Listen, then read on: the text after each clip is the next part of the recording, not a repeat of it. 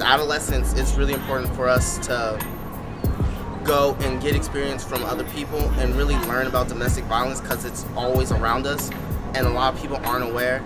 And by having these panelists, the adults, share their knowledge with us, it really helped us gain a better understanding on this very day. Your generation has to deal with things that we've never had to because of technology. When you're texting somebody, you're sort of in this never-ending conversation, right? You know, and people are texting you like all hours of the night, you know, during the day, when you're in class, when you're out, and it's like no big deal, you know?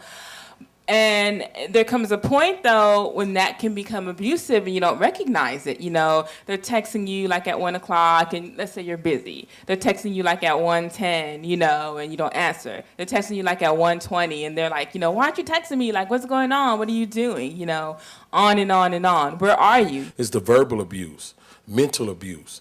Then it gets physical. I mean, it could be physical first, but a lot of times it starts off verbally. It starts off verbally, how you talk to people. And young people, you guys accept this. You guys really, it's part of the culture today. For the person who is the angry person, male or female, who in his heart is really in pain.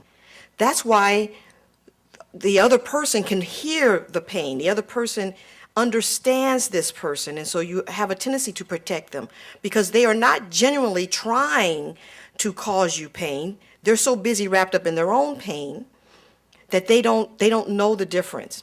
So I would also say for those young people, especially if you're going off to college and you're kind of in a strange land, and you start to feel this, I have a girlfriend, but I'm feeling a little anxious, I'm feeling a little sad, I'm feeling something, I don't even know what it is. You too should be seeking the counseling center. You should go talk to someone to just kind of understand what it is that you so intensely feel about someone else. In college, sexual relationships are a lot more common. You're going to be thrown into an environment with an entirely new group of people. You live in LA, and a lot of you guys are going out of state. Now, you're going to be faced with entirely new different types of people. And as a young lady, you have to ask yourself, what is it that you want from the person involved? How does being friends with benefits really benefit you, you know? How does someone, you know, treating you like you don't even matter to them while they're your whole life, you know, mean anything to you? You know, you have to ask yourself, what is it that I deserve, and how do I go about getting it? What happens is people are in relationships with people they have an intimate partner relationship with, and there's some connection between those two people. And oftentimes in that relationship, although part of it is extremely bad and very, very scary, there are other parts of it which aren't. We all want everyone to think that everything in our lives is wonderful, that we are cared for, that our loved ones, those people we have relationships with, love us and they care for us. And when you care for someone, you treat them nice. Nobody wants to say that the person that I love and that I live with is abusing me. Abuse means that everything is not perfect. A victim can get caught in a relationship both because it's very hard to understand the feelings you have for someone when you care about someone and they're hurting you. And it's also hard to live day after day in a relationship where somebody is tearing you down because you ultimately start to believe that, in fact, it's something that you're doing. And therefore, it's something, if you could change in something you're doing, that you'll make it stop. Even in a non-committed, I'm married to you relationship, you still have some of the same dynamics. It's not all bad. The person who hurts you is often the same person who gives you things, who loves you, who is wonderful when they're wonderful, and you keep wanting them to be wonderful, and you're confused when they're not wonderful. So you're kind of holding it out till they get to that wonderful stage again. It's a cycle of violence. It's good, bad, good, bad, good, bad. And the goal is to make yourself safe. You may or may not be able to control someone else, but you can control yourself and where you are.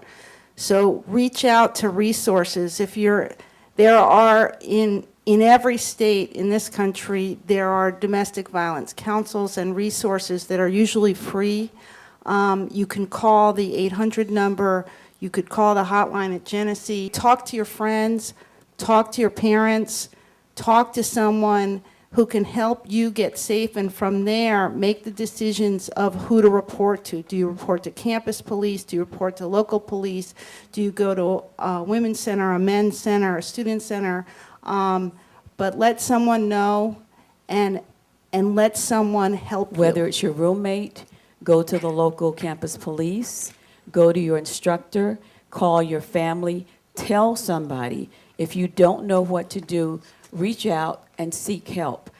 What we want you to do, when you tell us, we're going to take a crime report and we're going to conduct an investigation, because the goal is to stop the action. Bryson, Roseanne Thomas, this is his vision. We just helped to implement the amazing concepts that were flowing through his head.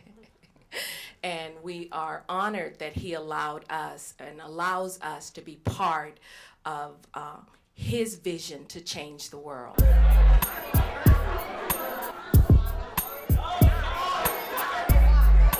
The movie was a gear for discussion. It was a gear to start conversation rather than, remaining silent, because I always say remaining silent about domestic violence is never acceptable.